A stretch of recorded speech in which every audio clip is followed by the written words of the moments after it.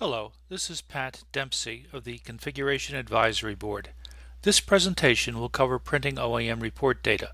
It will cover both printing mailing labels and reports.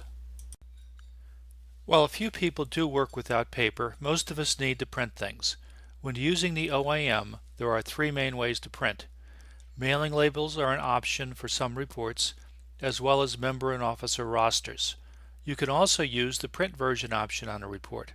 A little trickier is to print the data using the browser print function. This prints the web pages. A final option is to save as an Excel file and print from Excel. The Excel option will be covered in a separate presentation. Communicating with members is critical to a chapter. The ability to print labels from the OAM makes this easy for those members who do not use email. Most reports only have a few labels to be printed. For the large number of members on the chapter and federation roster reports, you can eliminate those members who elect to receive emails to save on printing. Use the NARFE email system, or NES, to email them.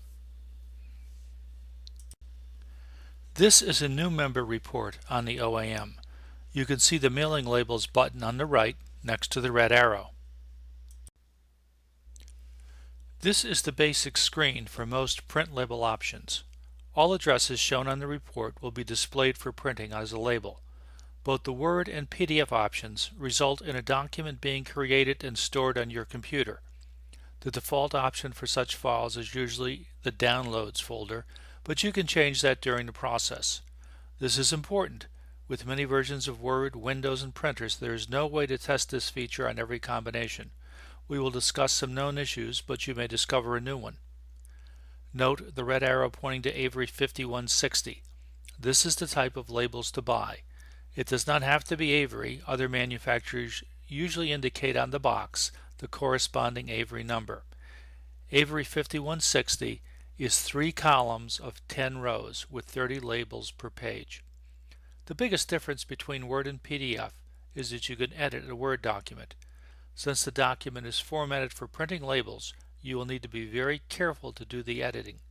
The two documents may have slight differences on some computer printer combinations and may work better with one or the other.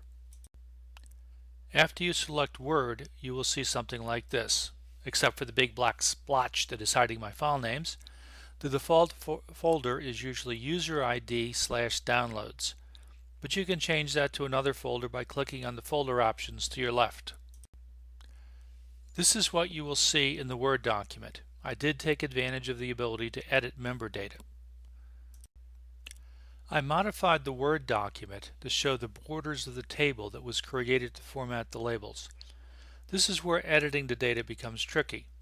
You edit what is inside each table cell, but you do not want to change the size of the table cell. There are 10 table cells in this example, 6 with data and 4 as separators. If you choose Word, you can also change the font size. Do not change the font size smaller than a 10-point font. This is an example of what you do not want to do. By adding 4 lines to Obi-Wan's address, I have made the cell larger. This means the labels will not line up properly.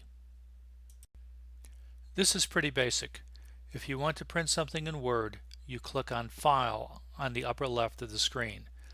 Then you see something like the blue list on the right of the slide. Click on Print. Now this is where things get more interesting.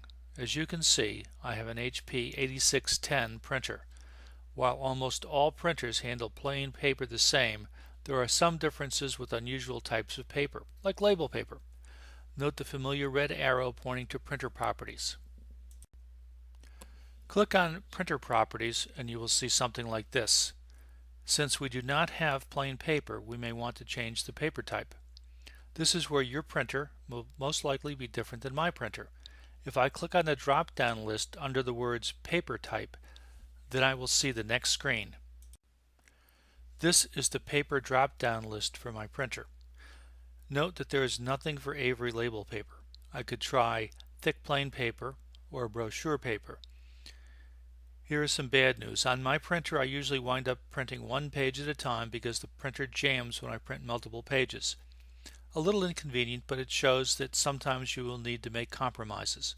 One person suggested using other specialty paper when printing labels.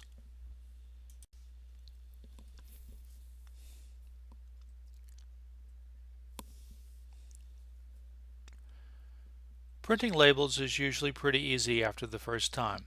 Just don't be surprised if the first time you need to play with it a bit.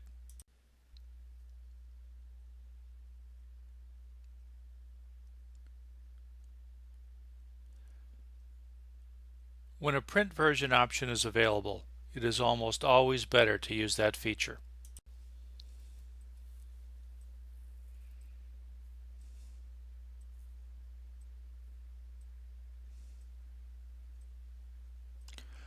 When you are looking at the report, right-click on your mouse. This will bring up a selection of functions for your browser. Remember, this is from a Chrome browser. Other browsers such as Internet Explorer are different, but all should have a print option.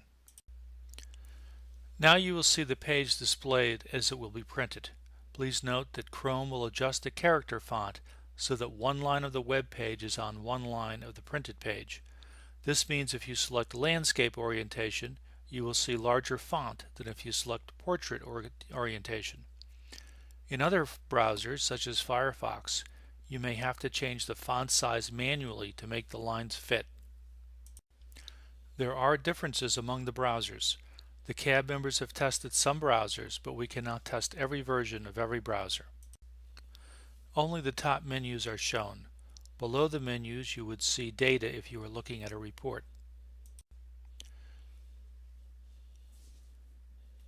We have tried to test various browsers, but please remember that there are too many browser settings, operating systems, and printers for us to be able to test everything. Please remember, the reports change all of the time. If you see an error or out-of-date information in this presentation, please use the NARFE website to contact your CAB representative. There is a link to a document on the CAB documentation page that explains how to contact a member.